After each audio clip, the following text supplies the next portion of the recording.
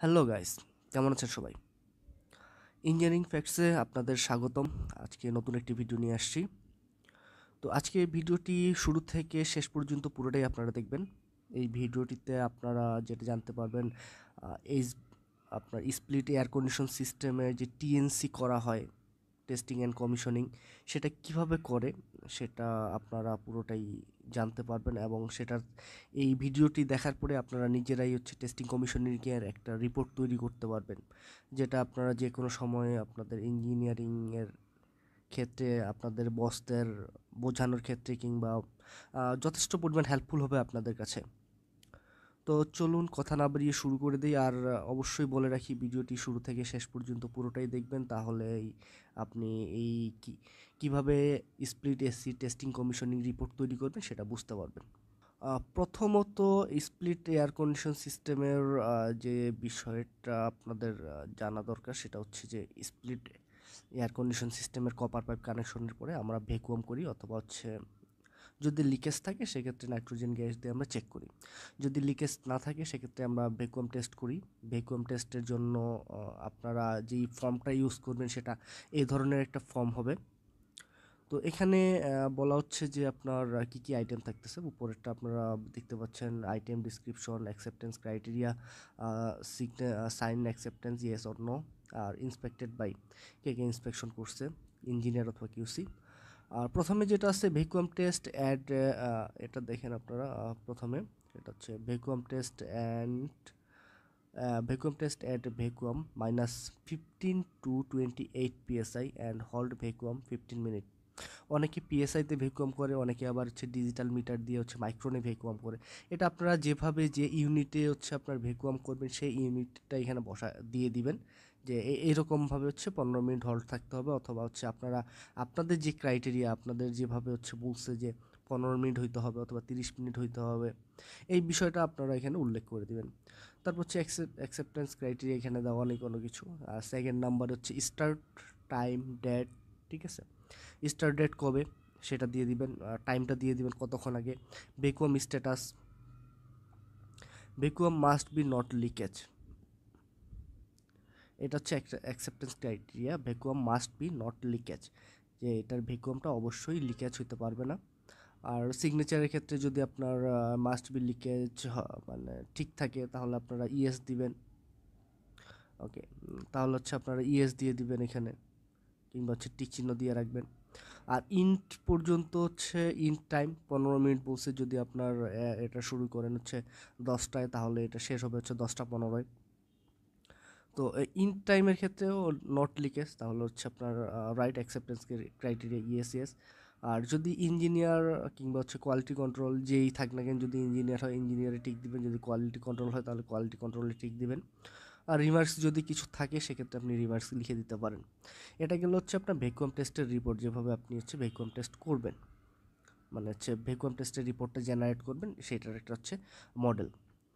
দেন আমরা চলে যাই আপনার স্প্লিট এসিড টেস্টিং রিপোর্ট। আচ্ছা, এটার আগে আমরা দেখি যে এটার সাথে আরও কিছু, ওটা পড়ে দেখি। এই রিপোর্টে আপনারা দেখতে পাচ্ছেন যে স্প্লিট এসিড টেস্টিং রিপোর্টের প্রথম আপনার ইকুইপমেন্ট নেম, ইকুইপমেন্ট নং, লোকেশন,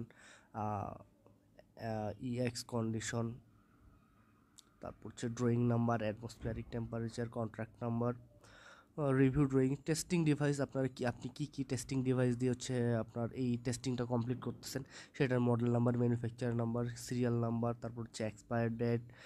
এটা জেনে রাখা ভালো যে বাংলাদেশের যেগুলো আমরা কিনে রাখি, মানে যেই মেশিনগুলো, টেস্টিং ডিভাইসগুলো কিনি, সেগুলোকে অবশ্যই একটা থার্ড পার্টি আপনার কোম্পানি থেকে সার্টিফিকেশন নিতে হবে যে এটা ঠিক আছে। এটা সার্টিফিকেশনের যে সিস্টেমটা আছে, যেমন বুয়েট থেকে দেয় যে সার্টিফিকেশনগুলো, যে এই মেশিনটা ঠিক আছে, এই ধরনের সার্টিফিকেশন কিছু থার্ড পার্টি কোম্পানি আছে, তারা বাংলাদেশে দিয়ে থাকে, যদিও আমি নামগুলো বলতে পারতেছি না এই মুহূর্তে। তো আপনি তাদের কাছ থেকে এই টেস্টিং ডিভাইসের সার্টিফিকেশনগুলো নিয়ে নিতে পারবেন। টেস্টিং ডিভাইস কেনার পরে তাদের কাছ থেকে সার্টিফিকেশন নিয়ে নেবেন, এটা আপনার অ্যাকুরেট হবে। তো তারপরে যেটা দেখছি সেটা আপনার equipment data, equipment type, equipment কী ধরনের, যেমন এখানে স্প্লিট ইউনিট ইনভার্টার আছে, মডেল নাম্বার, তারপর ব্র্যান্ড, কুলিং ক্যাপাসিটি দিয়ে দিবেন, তারপর সিরিয়াল নাম্বার, এখন আসি মূল যে বিষয়টা, সেটা হচ্ছে আপনার কিভাবে আপনি এই যে রিপোর্টগুলো জেনারেট করবে, যে মেজারমেন্টগুলো নেবেন সেগুলো হচ্ছে আপনারা লিখবেন। আমার এখানে হচ্ছে room setting temperature 24 degree centigrade. এটা হচ্ছে রুম সেটিং টেম্পারেচার। আর হচ্ছে কিংবা ইনডোর যে কন্ডিশন আছে সেটাকে বলতে cooling condition, indoor cooling condition এটা হচ্ছে আপনার 24 ডিগ্রি সেন্টিগ্রেড। তো তারপর হচ্ছে আপনার সাপ্লাই ভোল্টেজ, যেহেতু আপনার এটা হচ্ছে সিঙ্গেল ফেজ 230 আমরা রেগুলারই দিই, এটা থেকে কম বেশি হইতে পারে, সেটা হচ্ছে মেজারমেন্টের উপরে। আপনি যখন মেজার করবেন ভোল্টেজ তখন যেটা পাবেন সেটাই আপনি এখানে লিখে দেবেন। তারপর হচ্ছে রানিং কারেন্ট এম্পিয়ার 7.4-এর উপরে যাওয়া যাবে, 7.4-এর নিচে থাকতে হবে। আর ইনভার্টার সিস্টেম তো আপনারা জানেনই, একবার ঠান্ডা হয়ে গেলে অটোমেটিকলি এম্পিয়ার কমে যায়। তারপর হচ্ছে আপনার রেফ্রিজারেন্টে কী টাইপের রেফ্রিজারেন্ট থাকবে, আর যদি আপনারা চান যে হচ্ছে এটা পরবর্তীতে হচ্ছে কত কেজি আছে, কিংবা হচ্ছে মেজার করতে চান, মেজারও করে দিতে পারেন, অথবা মেজার করে দেওয়াটাই বেস্ট। তারপর হচ্ছে pressure of refrigerant stop condition. আপনার স্টপ কন্ডিশনে যে হচ্ছে রেফ্রিজারেশন যে প্রেশার আছে এটা আপনার কতটুকু থাকতে পারে, এখানে আমার হচ্ছে 200 থেকে হচ্ছে 250 PSI.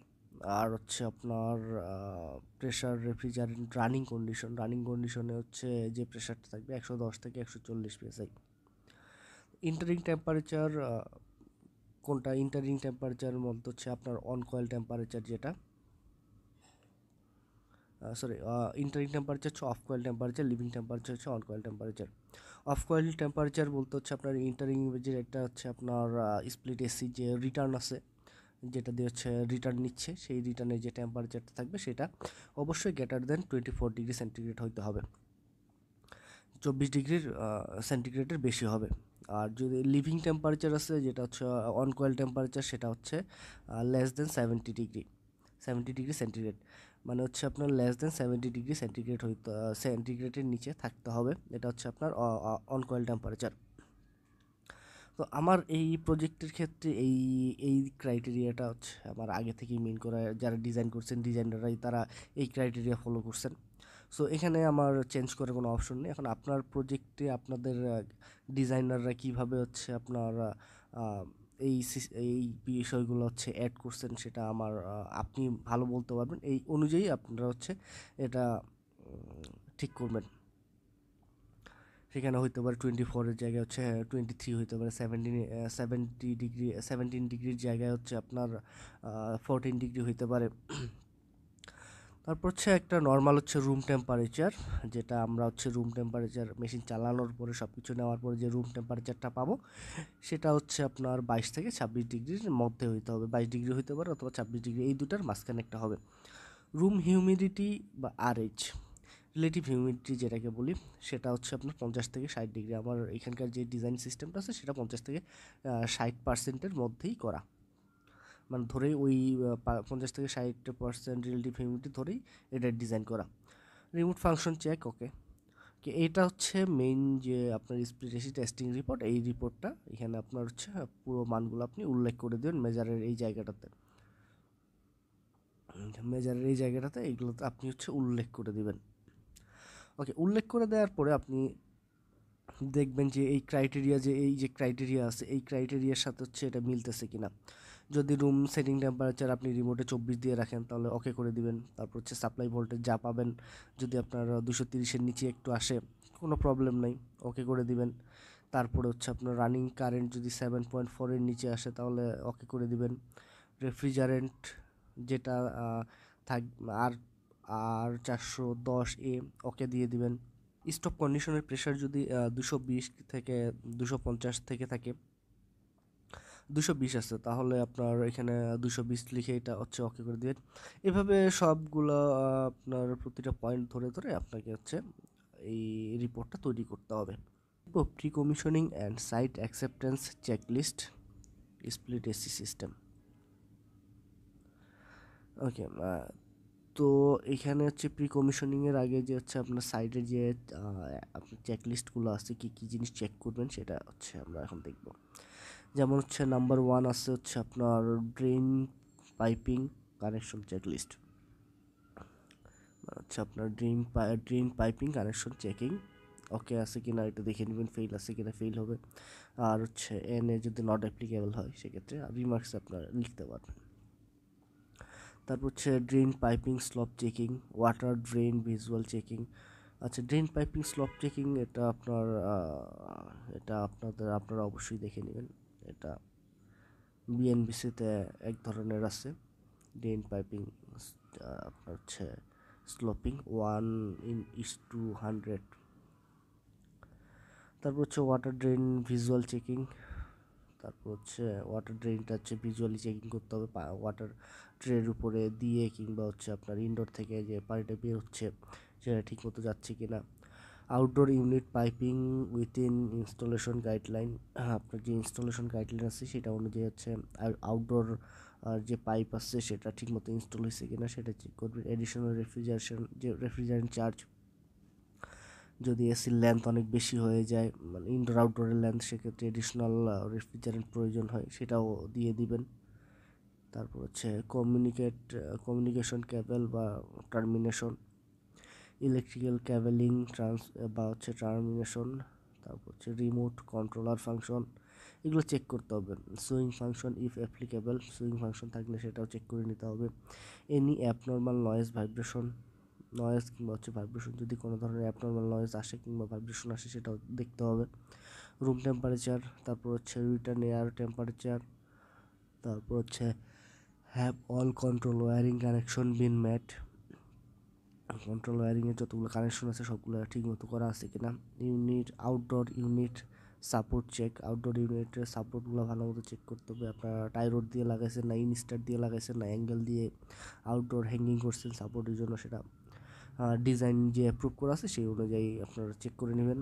Outdoor unit been installed with proper clearance, দুটো আউটডোর কিংবা ওয়াল থেকে আউটডোরের যে আউটডোর ইনস্টল করা আছে সেটা ওয়াল থেকে কিংবা দুইটা আউটডোরের মধ্যে যে ক্লিয়ারেন্স থাকার প্রয়োজন কিংবা থাকার কথা যেটা আপনার ডকুমেন্টসে বলে সেই অনুযায়ী আছে কিনা সেটা চেক করবেন।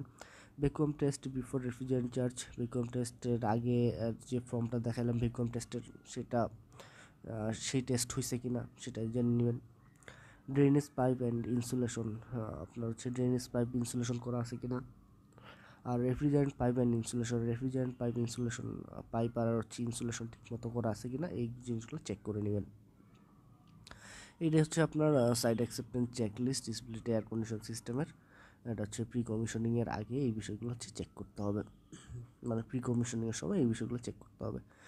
তো ধন্যবাদ। আমার মনে হয় যে আপনারা সবাই এই বিষয়টি মানে এই স্প্লিট এয়ার কন্ডিশন সিস্টেমের টেস্টিং অ্যান্ড কমিশনিংয়ের যে রিপোর্ট এবং চেকলিস্ট কীভাবে তৈরি করতে হয় এটা অলরেডি বুঝে গেছেন।